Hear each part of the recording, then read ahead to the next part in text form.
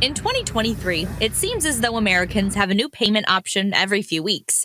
Cash turned into check, and that turned into credit, and then that turned into apps on your phone. There are a couple of things going on. One is just the technology, which we didn't have 10 or 5, even 10 years ago. AIC economics professor John Rogers tells Western Mass News that Americans have more options than ever, including when it comes to what's in their wallet. But many large businesses are making that decision for them. It kind of makes me scratch my head that from my standpoint, I can't understand why they would do that. Kate Gord, owner of Cooper's Gifts, still prefers cash from her customers, even if it is harder to come by. Definitely, people are moving away from cash.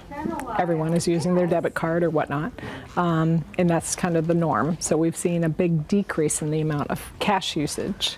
Consumer spending habits support the idea of a cashless economy.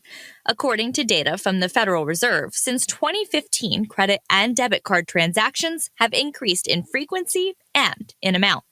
Inversely, cash and check transactions have declined. Cash payments allow us to keep our prices lower because then we don't need to pay the processing fees for the card payments. But also, it gives us instant access to the money from your payment when it's cash. Whereas a credit card payment, there's a delay of a few days before those funds hit our business account. Rogers explains what the transition looks like on a larger scale. I think it's a bit of a standoff. I think the trend is toward cashless, but I still think you have a sector of the economy that needs to use cash, and you have the government that's kind of trying to push people toward cashless payments.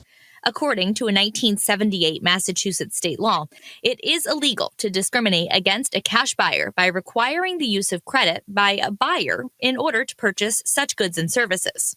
Still, that hasn't kept larger organizations in Western Mass from moving to card-only transactions.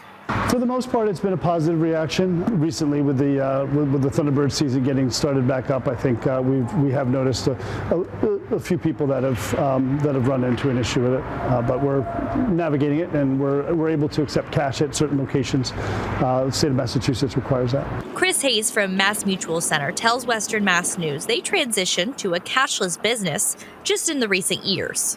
First and foremost, it helps to increase the volume of sales, faster throughput. The transactions are much quicker. We estimate about 25% faster by doing a credit card sale than a cash sale. In addition to Mass Mutual Center, Six Flags New England only accepts card payments. According to their website, guests with cash are able to convert it to a prepaid debit card at kiosks in the park.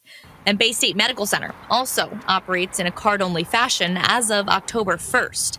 In a statement to Western Mass News, Bay State Health says, "We will not turn patients away if they only have cash on hand, and we will make arrangements for patients to complete payment after care is delivered in a manner that does not impose additional burden or expense on them." Additionally, they address those without access to digital or credit payments. It's another hurdle Rogers sees in a cashless economy. You do have a lot of unbanked people in this country. So people who don't really have access to those financial services. So I think you have to worry about them. Rogers and Gord have different takes on a push to go cashless. Rogers sees it as an opportunity for the federal government to avoid printing physical bills and regulate illegal practices that operate only on cash. Gord sees card-only business allowing for less room for error when it comes to theft.